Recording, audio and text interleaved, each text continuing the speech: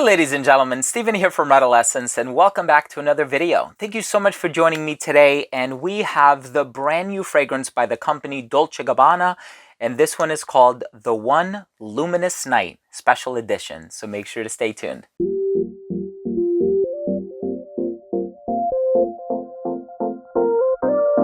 Now, before I begin my fragrance review of The One Luminous Night by Dolce & Gabbana, I do want to mention that if you are a fan of fragrance-related content, if you like fragrance reviews just like this, but also top 10 videos, giveaways, unboxings, special guests, and more, please do consider supporting this channel by subscribing to it. All you have to do is click on that red button in the corner, and of course, while you're at it, please make sure to enable notifications by clicking on the bell. So here we are, the year is 2021, another brand new designer release, and of course I am a huge fan of The One by Dolce & Gabbana. I know it's available in a few different concentrations. There are also The One Eau de Parfum Intense, if I'm not mistaken. I own all of them. I was actually wearing The One when I proposed to my then fiance, now wife, and so it's a very sentimental fragrance for me, and it's one that I absolutely love. It has that dried fruit appeal to it, and this one also has a fruity presence, but because of the note of dates. And so dates, I love eating them. They have a very sweet smell, very sweet taste, very sugary as well. The perfumer for this fragrance is Jean-Christophe Hérault, and this is an exclusive edition. And so whenever you see these night fragrances by Dolce Gabbana, which are flankers to The One, so there is Royal Night, Mysterious Night. I've tried both of them and they're both very, very nice. Although I never actually got around to purchasing any of them, I did purchase this one from Harrods website. I paid like $40-something for shipping, and I paid close to $200 for the whole thing, but in my opinion it was worth it. I love this fragrance. I'm so excited to tell you about how it smells. Let's start with the presentation.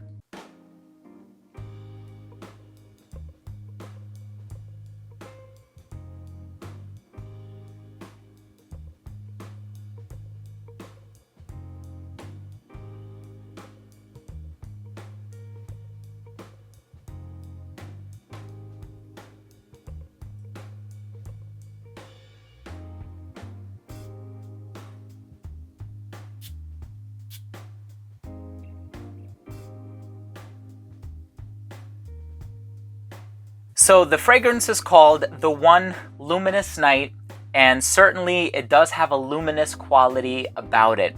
It's very bright and luminous, and there's something a little minty about it as well.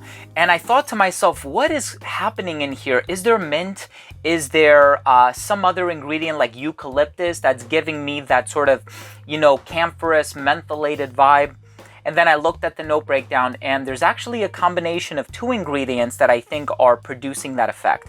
So there's basil, there's also geranium. If you've tried fragrances like Geranium pour Monsieur by Frederic Malle, you know how much of a minty effect the note of geranium can have in a perfume, and that is exactly what's going on in here. So the basil note is kind of adding this culinary overtone to the fragrance. There's also some other aromatic components in here, perhaps a little clary sage, perhaps a little citrus, just to sort of liven it up in the opening. And then as you give it a chance to dry down, there is this sweet yet complex aroma that starts to infuse the heart and the base of the perfume. So there's the note of date, and somebody had compared this one to a John Varvatos fragrance on Fragrantica.com, because that fragrance also contains date. I don't get too strong of a connection there, but in the base there's incense, there's amber, you have a lot of darker notes. I believe there's sandalwood in here as well, just according to the note breakdown.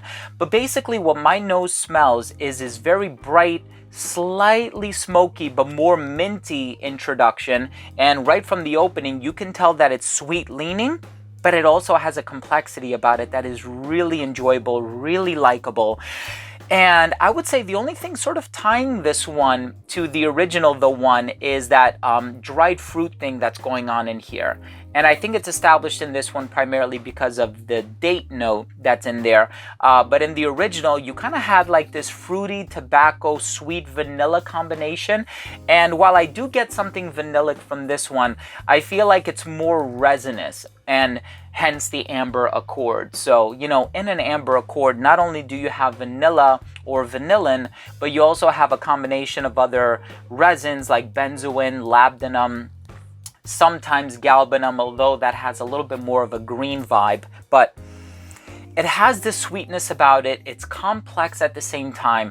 So this actually kind of reminds me of two fragrances. I know somebody online also said Ultramol by Jean Paul Gaultier. I can kind of see why that comparison was made because of the sweetness alone. Although this one is not as sugary, this one is a little bit more smooth, but it also possesses a darker element on account of that incense that's residing in the base. So this one, I know this is going to sound weird. It reminds me a little bit of 1 Million by Paco Rabanne, but it doesn't veer in that bubblegum territory.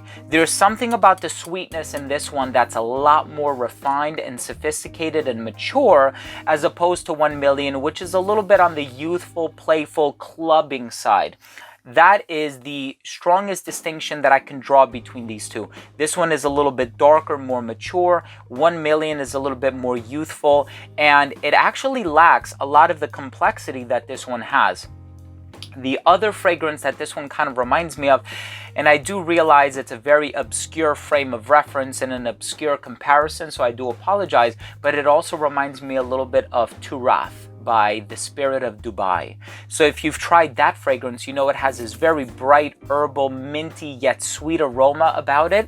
I'm getting something really similar in this fragrance. So you have the basil, you have the sweetness, you have the fruit, you have the incense, the amber, that aromatic component in here, the geranium that's really, you know, adding this liveliness in the heart. There is complexity here. It's an amazing fragrance, and I love wearing it. And I think if you are tired of Azzaro Wanted, Invictus, Invictus Aqua, Stronger With You by Armani, Valentino, Born in Roma, you know, all of these fragrances that are just sort of giving you this generic tonka bean vanilla thing, and you want something that has complexity, has depth, but also conveys maturity, I would definitely recommend checking this fragrance out. It's such a cool composition, and I don't mean that as cool in an icy way. I just mean it's a very interesting, very entertaining fragrance. And honestly, so far, I'm gonna say it, I own Hermes H24, I own the new Armani Code Eau de Parfum, I own Born in Roma, Yellow Dream by Valentino, Oasis by Bath & Body Works, 8 brand new fragrances by the company Zara. I have purchased over a dozen 2021 releases. I think this is the best one. I think this is the best release of 2021 so far.